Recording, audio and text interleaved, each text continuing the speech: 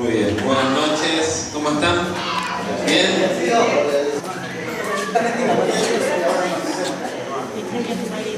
Muy bien.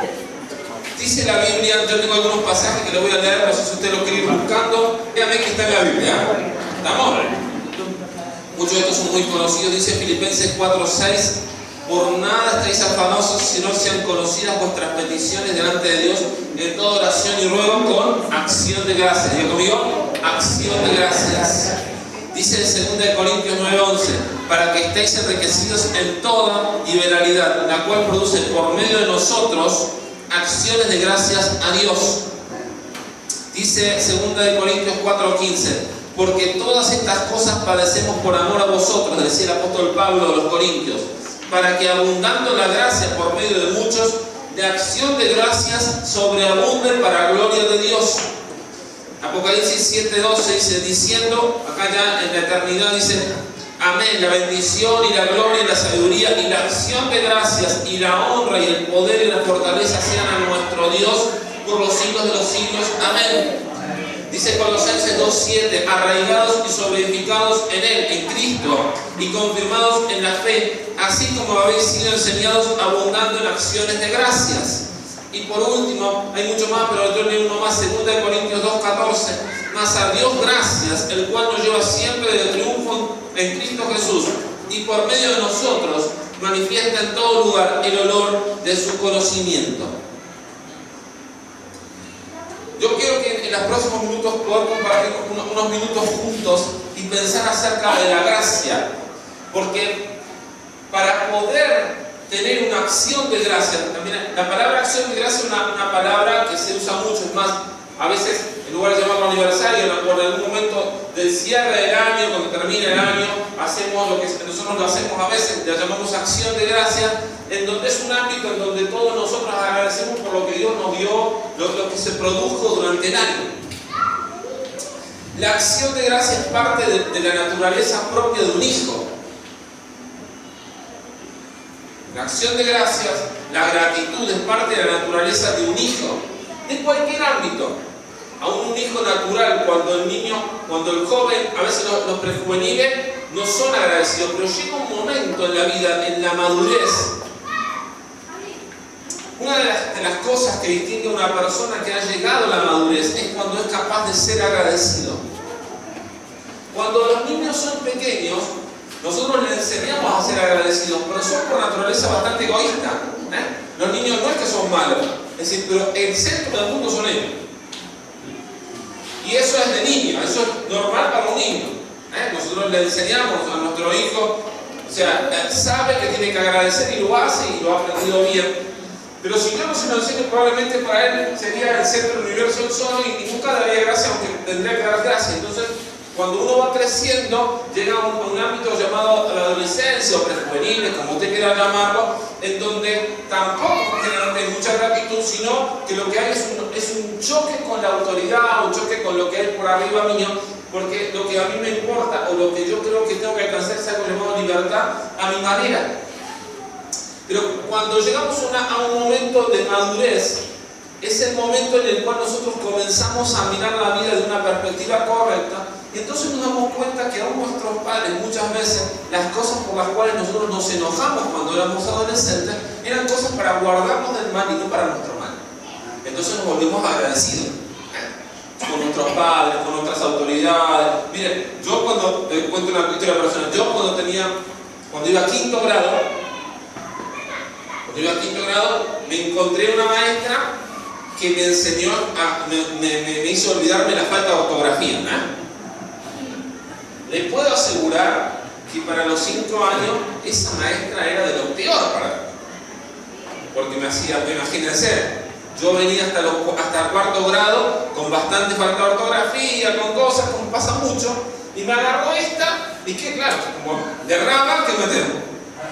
Horas y horas haciendo letritas, poniendo acentos sobre la I, sobre la E. Obviamente que en ese momento, si uno me decía, la maestra fulanita, yo decía, ay, no me la mencionas. Cuando yo la miro a retrospectiva a hoy en día, para mí fue una bendición encontrarla. Pero en ese momento, ¿por qué? Porque en mi madurez yo doy gracias porque mi esposa sabe, o sea, para que yo me equivoque en una palabra es difícil, voy a decir una ortografía bastante buena. ¿Y por qué? Porque me agarró cuando yo estaba en quinto esa señora. Entonces yo he agradecido de ella, pero en su momento no lo era. Cuando usted y yo llegamos a la vida de Dios, muchas veces lo que nos pasa es que tenemos un tiempo en el cual, por causa de nuestra niñez en Dios, nosotros nos centramos solo en las cosas que necesitamos. Porque siempre usted va a necesitar cosas. Y si mira la tele, peor. Y si mira las propagandas, peor. Si escucha la radio, todas las propagandas son ofertas de cosas que usted necesita. Es mentira, pero bueno, usted lo necesita. Y de alguna manera nosotros entramos en un sistema que por causa de cómo hemos sido diseñados, la religión es un sistema a través de que nos ha hecho creer que nosotros para llegar a Dios necesitamos llegar a Dios a través de cosas que hacemos para Dios. Yo he nacido y crecido en la iglesia, o sea, yo nací dentro de la panza de mi mamá, ya iba a la iglesia, porque usted se dio una idea. Tengo 41, así que con 41 años, yendo a un ámbito llamado congregación. Y desde que cuando uno se acerca a Dios, por causa de responderle a Dios, porque claro, cuando uno se acerca a Dios, Dios lo salva, lo perdona, lo limpia, lo trae a su cuerpo, lo hace un hijo. ¿Cuál es la reacción primaria de uno? ¿Qué puedo hacer para devolverte esto? ¿A cuánto le ha pasado eso? ¿Tiene que decir qué puede hacer para devolverle eso? Nada.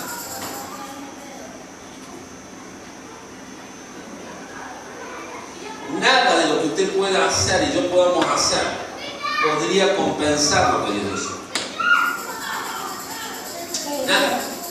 Por más que usted sea una persona que salve a 2000 personas, usted diga, ni eso compensaría.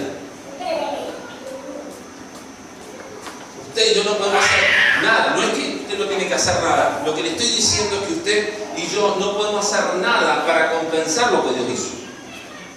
La salvación de Dios para con tu vida es tan grande que todo lo que usted podría hacer y yo podríamos hacer, escúcheme con atención, usted y yo nos equivocamos muchas veces, o sea que si usted tiene que sumar y restar de las que hizo bien y las que hizo mal, la mayoría de nosotros estamos casi en cero.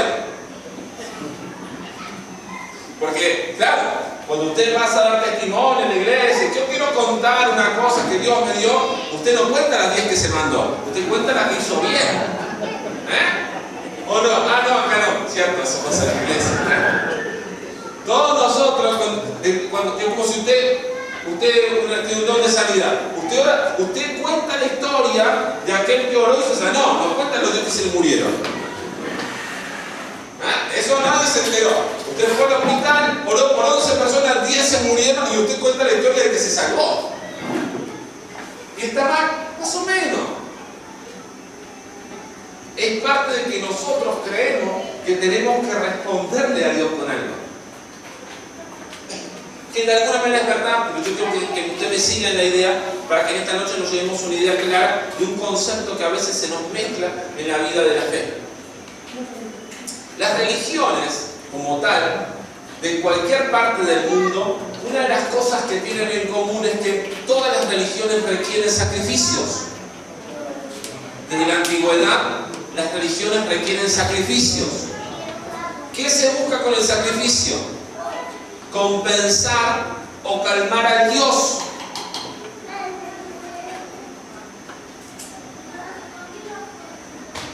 Quizás le resulte fuerte lo que le voy a decir, pero la gente desde la antigüedad trata de compensar a Dios con cosas que hacen. Trata de calmar a Dios cuando, por ejemplo, supóngase que usted pecó, hizo algo que no estaba bien. Usted hizo algo que no estaba bien. Usted le mintió a alguien. Entonces está arrepentido. Para compensar eso, Dios, esto me lo hace para que no podamos hablar. Para compensar eso, ¿qué hace usted? Sale a caminar y hablarle del Evangelio a otras 10 personas para compensar que ese que te mandé. ¿Por qué? Porque eso malo que hizo, es incorrecto, que todos nosotros podemos llegar a cometer, nos lleva, por causa de cómo hemos sido engendrados muchas veces más, que nos lleva a la necesidad de tener que compensar a Dios por la que yo me mandé. Síganme con atención. Usted y yo somos personas que sí debemos servir a Dios, pero nuestra motivación jamás debe ser compensar a Dios. Cuando usted termine en esta noche, yo creo que se va a llevar una idea clara de lo que quiero decir. Usted solo sígame. Aún en la historia del pueblo de Israel, que es una sombra, es como para, Dios lo dejó al pueblo de Israel como para que nosotros miremos algunas cosas en ese pueblo, de cómo Dios hace las cosas. En el pueblo de Israel había 3 tipos de ofrendas. 3 tipos de ofrendas. Había una ofrenda que era por el pecado, había una ofrenda que era por redención o restitución, y había una ofrenda más que era como una ofrenda como de gratitud. Y cuando usted y yo llegamos y buscamos a Dios, lo que a nosotros nos pasa es que nosotros tratamos de solucionar justamente esas 3 cosas. Nosotros tratamos de lo que nosotros recibimos de alguna manera es perdón de pecado. ¿Cuántos reciben perdón de pecado? ¿Cuántos reciben perdón de pecado de parte de Dios?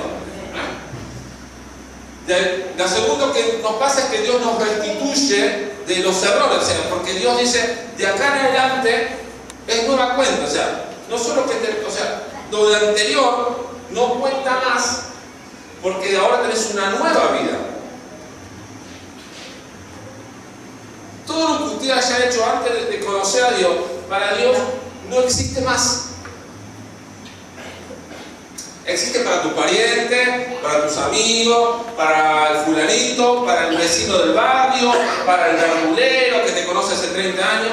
Pero para Dios, mi vida comienza de nuevo desde el día que yo lo conozco. Hay un antes y un después. Dios no me va a reclamar absolutamente nada de mi vida antes de Él. Nada. Usted y yo, ¿cuál es nuestro problema? Que nosotros queremos compensar a Dios.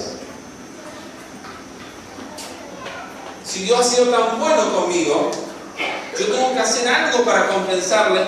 Pero cuando usted piensa en compensar a Dios, que es un pensamiento común que nosotros tenemos, nosotros tratamos de compensar no de los que en mi nueva vida, sino que yo intento compensar a Dios en algo que Dios ni tiene idea de lo que le estoy hablando, porque mi vieja vida para Dios ya no existe. Cuando usted le dice, Señor, yo te agradezco y esto lo estoy haciendo porque vos hace 50 años atrás, 20 años atrás, cuando yo no te conocía, ¿ves? Hice tal cosa, hice tal otra. Dios dice, no sé de qué me estás hablando. Cuando yo te miro, dice Dios, a usted y a mí nos dice Dios, yo te miro desde la nueva vida en Cristo.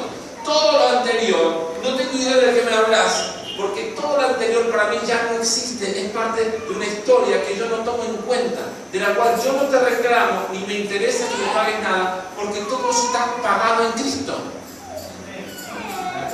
La obra de Cristo, diga conmigo, la obra de Cristo pagó todo. Por eso cuando el apóstol Juan escribe la carta de Juan y dice, porque de tal manera amó Dios al mundo, la pregunta es, ¿cuál fue la manera en que lo amó?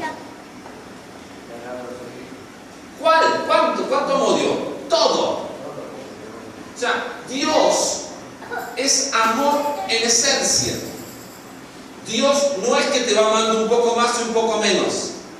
Dios es amor, es parte de una esencia. Dios o te ama todo o no te ama.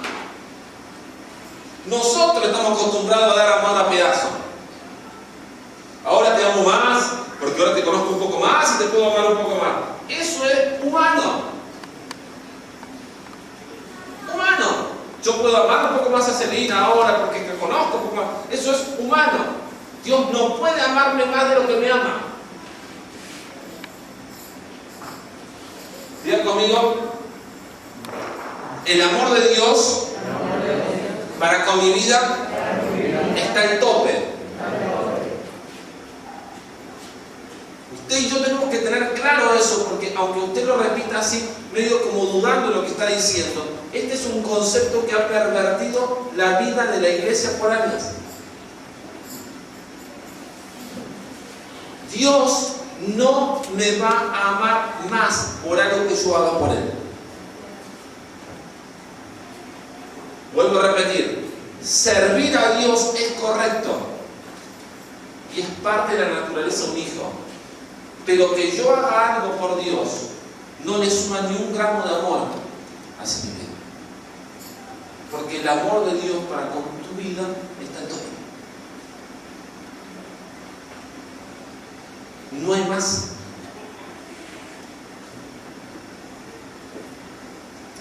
¿Por qué les traigo este tema? Porque si usted y yo, o sea, de ahí nace el concepto de la gracia de Dios. Si usted y yo no entendemos la gracia, no podemos tener acciones de gracia.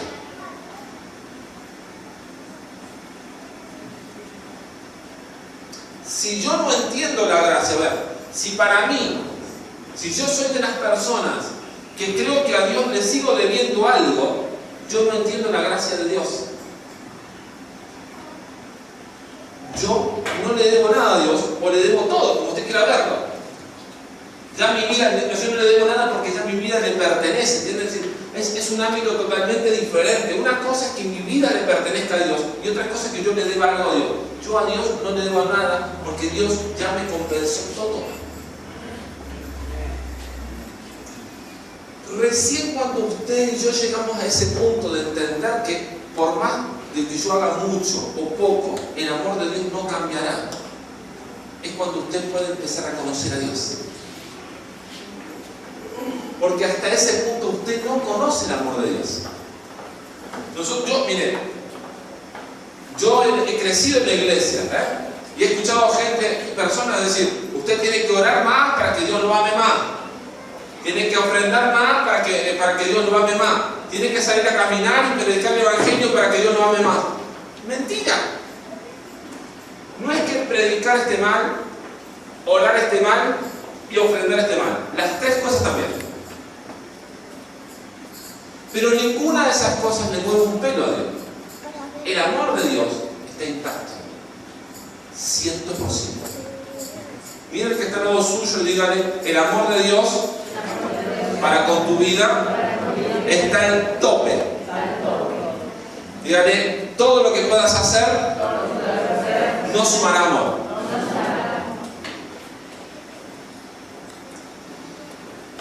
Entonces, ¿qué hago con lo que sirvo? La pregunta, ¿no? Si no suma amor, ¿para qué voy a servir? Porque imagínense cuando uno viene con la idea, ¿de dónde sale esa idea? Cuando uno nace en la fe, uno puede nacer en la fe de dos maneras bien diferentes. Uno puede nacer por temor o por amor. Digan conmigo, por temor o por amor. Cuando uno nace en la fe por temor, yo le explico cómo yo nací en la fe. Yo nací por temor. Yo nací porque me dieron cuando yo venía a la iglesia de chiquito, pero me dieron cuenta y me decían, ¿qué te pasaría si te morís hoy? O sea, me voy a convertir porque mañana voy al infierno. Eso es salvación por temor. No es que está mal, no es que yo no llego a Dios. Lo que pasa es que yo llego a Dios con miedo. O sea, la imagen que se me hace de Dios es un Dios que si yo, o sea, está esperando, y si es posible esta noche, y te vas, ¿no? Yo en un momento de mi vida me tuve que reconvertir. No es que yo entré en un momento de mi vida, no. En mi mente tuvo que reconvertirse para entender un Dios que me ama. Porque cuando yo sirvo a Dios, la evidencia de cómo yo nací se manifiesta. Cuando yo sirvo a Dios por temor, es porque mi nacimiento fue por temor. Pero cuando yo entiendo el amor de Dios, todo lo que haga, de conmigo, todo lo que haga, será por amor. Todo lo que usted y yo hacemos en la vida, en la fe, jamás tiene que estar causado por el temor. O sea, servir a Dios es el mejor negocio del mundo. Servir a Dios es lo mejor que te puede pasar en el mundo si usted lo hace por amor. Jamás para usted venir a la iglesia tiene que ser un asunto de voy a la iglesia porque si no el pastor o fulanito se va a enojar. Eso es una cuestión de la niñez cristiana. Venir a congregarse es parte de comunión de amor. Yo vengo porque amo a Dios, yo vengo porque siento placer en congregarme con gente que ame a Dios. Esa es la esencia de la fe, de congregarnos. Y le digo por eso, si usted y yo hemos llegado a la fe con un mensaje en el cual llegamos por temor, no podemos lograr entender la gracia. Porque el temor bloquea la gracia. Yo sé que es medio difícil de explicar, pero cuando yo actúo por temor, me cuesta mucho aceptar que yo, lo que decíamos hace un rato, que por más que yo haga mucho o yo haga poco, Dios me ama 100%. ¿Por qué nuestras mentes se levantan y dicen, no, pero a mí me parece que lo que está diciendo, por ahí como usted dice, lo que me parece que lo que está diciendo es medio extremo, porque en realidad yo tengo que servir a Dios? Sí, usted tiene que servir a Dios, pero la gracia es el primer lugar donde usted tiene que habitar para poder entender el corazón de Dios. Dios, o sea, miren hasta en la historia del Antiguo Testamento, cuando usted ve la historia, nosotros la hemos tergiversado bastante, haciendo ver a Dios como un Dios que destruía pueblos, cuando en realidad lo que estaba haciendo era guardando el suyo. Es la misma historia contada de otro lado. La gente que no conoce a Dios dice, no, pero viste Dios, viste lo que hacía, ¿no? Mira lo que hacía. Tú no sabes ahora que están todos con la onda de Moisés, ¿no? Mira toda la gente que mató a Dios, todos los egipcios que murieron. Sí, no, pero cuando te das cuenta es que Dios preservaba un pueblo. Si usted tiene la alternativa de verlo desde la perspectiva de un Dios destructor o desde la perspectiva de un Dios preservador. Usted tiene la alternativa de ver a Dios desde la perspectiva de un Dios de gracia o la perspectiva de un Dios acusador que está a punto de matarte. Diga conmigo, la gracia es la que me habilita a tener acciones de gracia. ¿Cómo yo hago en mi vida, en mi casa, en todos los ámbitos que tenemos para tener la naturaleza de una persona agradecida? Y no digo que nuestras vidas sean perfectas en lo natural. Le estoy hablando de tener que usted tiene una genética que tiene que producir gratitud. Pero para que produzca gratitud, yo tengo que asegurarme que la genética que hay en mí sea una genética de amor y no una genética de temor. Una genética que piense en la gracia y no en el sacrificio. Por más de que después yo me esfuerce en servir a Dios, que nada me quita. Yo no le estoy diciendo, yo no le estoy mandando diciendo, no, usted siéntese a mirar patas para arriba a la tele, total, Dios lo ama y ya listo, esperamos el cielo y todos felices. No, eso yo jamás estoy diciendo eso. Yo le estoy diciendo que la perspectiva de la cual nosotros miramos la vida es determinante para la vida que vivamos.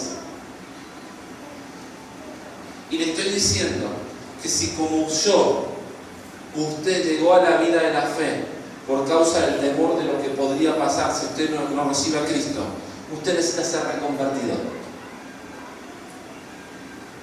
Necesita aceptar la gracia de Dios. No le estoy hablando de salvación, le estoy hablando de la calidad de vida en Dios que usted tiene que vivir.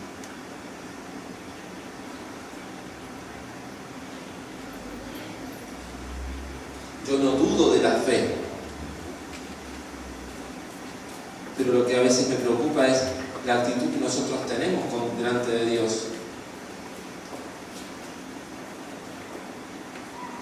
Porque es como cuando usted se acerca a alguien por temor o por gracia.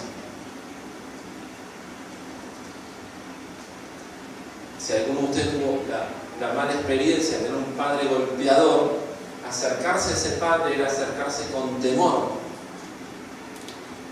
Cada vez que hablaba, temblaba. Y cuando lo mandaba a hacer algo, usted lo hacía porque si no lo hacía, ligaba.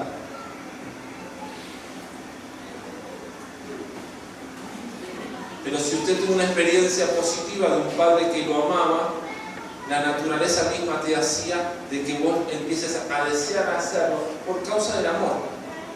Respuesta natural de amor hacia amor. Nuestra respuesta, es muy difícil que usted y yo podamos hablarle de que amamos a Dios. Yo quiero que usted entienda, hay muchas frases que nosotros usamos, pero nosotros no las vivimos a los niveles de lo que se debería vivir. Que usted y yo digamos que amamos a Dios y le tenemos miedo, es difícil de explicar. Si usted en su vida hace cosas por causa del temor a que Dios haga algo en contra de su vida, hay un problema, no de salvación, sino de cómo yo he llegado a la fe. Que se soluciona en un instante, cambiando un pensamiento de temor hacia un pensamiento de amor. Por eso yo les pido que se ponga de pie si usted quiere y que oremos juntos. Si usted en esta noche quiere, yo quiero orar a favor de sus vidas, para que todo aquel que siente en su corazón de que cuando llegó a la vida de la fe, o alguna de las cosas que está haciendo en estos días, las hace por temor y no por amor, pueda migrar en esta noche y decir: Dios, yo en esta noche anhelo cambiar mi mente, que cambies la mente que tengo, anhelo una reconversión no de mi corazón sino de mi mente, para entenderte como un Dios de amor, como un Dios que me ama incondicionalmente, como un Dios que jamás me podrá amar más de lo que me ama. Renuncio a todo pensamiento esclavo, a todo pensamiento que ha llegado a mi vida y me ha traído sujeción y temor. Renuncio a todo pensamiento que le ha puesto en la cabeza, no importa quién haya nacido. Cualquier pensamiento de temor que haya puesto sobre tu vida, padres, hermanos, pastores, políticos, quien quiera que sea, renuncie a esos pensamientos que llegan a su mente y declare que la vida de Cristo y el amor de Cristo es más fuerte, que el amor de Dios reemplaza todos esos pensamientos de temor y que los días que vivirá de aquí en adelante serán días de la vida de la fe, pero de la vida de la fe en el amor de Dios.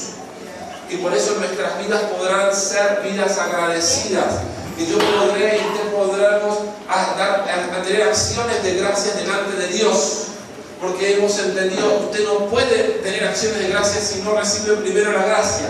Por eso el apóstol dice: de gracia recibiste, dad de gracia. Ese no es un pasaje para la ofrenda, es un pasaje para el sentido pleno de la vida. Yo no puedo dar algo que no tengo. Yo, si no recibo y no recepto la gracia de Dios, yo no podré tener gracia con mi hermano. ¿Por qué ustedes creen que aparecen los conflictos entre las personas? Porque nosotros hemos entendido mal la vida de la fe. Cuando usted entiende la gracia, más allá de las personas que nos rodean, hay una persona. Cuando yo entiendo que es incondicional el amor de Dios sobre mi vida, yo tendré amor incondicional con mi hermano, porque ya no tiene que ver con lo que él pueda hacer, tiene que ver con la gracia que yo tengo por causa de la vida de Dios. Yo no puedo condicionar que amo o no amo fulanito, menganito, porque a mí me hizo o no me hizo. Me da lo mismo que te hizo que no te hizo, porque por encima de todas esas cosas, Dios actuó con gracia sobre mi vida y actuó con gracia sobre tu vida. Por eso debe gracias a Dios, porque cuando usted y yo entendemos la gracia de Dios, todas las cosas que hay en nuestras vidas desacomodadas se empiezan a acomodar. Es imposible muchas veces convencer a las personas de que sin sacrificio igual agradas a Dios. Porque hemos nacido en una cultura de sacrificio. Yo no lo estoy instando a no hacer nada por Dios. Yo le estoy instando a que usted entienda que servir a Dios tiene que ser la reacción natural de un corazón de amor. Que si la motivación que usted ha tenido hasta estos días para servir a Dios ha tenido que ver con el temor, usted renuncia a eso y quizás vuelva a hacer lo mismo que estaba haciendo, pero con una motivación diferente. Porque con las semillas que usted siembra es la que usted va a poder cosechar. Cuando usted sirve, con la semilla que usted siembra, es la semilla con la que va a poder cosechar. Por eso, si yo entiendo el amor de Dios, ¿qué dice el Santiago en su carta? Dice, todo don perfecto y toda dádiva viene de lo alto. Y dice el profeta Jeremías, dice, yo sé los pensamientos que tengo sobre ustedes, pensamientos de paz y de bienestar. Yo sé, dice el profeta, los pensamientos que tengo sobre ustedes. Dios nunca tiene un pensamiento de mal sobre nuestra vida. Dios nunca tiene el pensamiento de destruir nuestra vida. Dios tiene pensamientos de bien, de bienestar y de paz. Cada vez que Dios piensa en mí y en usted, Dios piensa en bien y en bienestar y en paz. Cuando usted no logra recoger eso, no es un problema de Dios, sino es un problema de la imagen que usted tiene de Dios.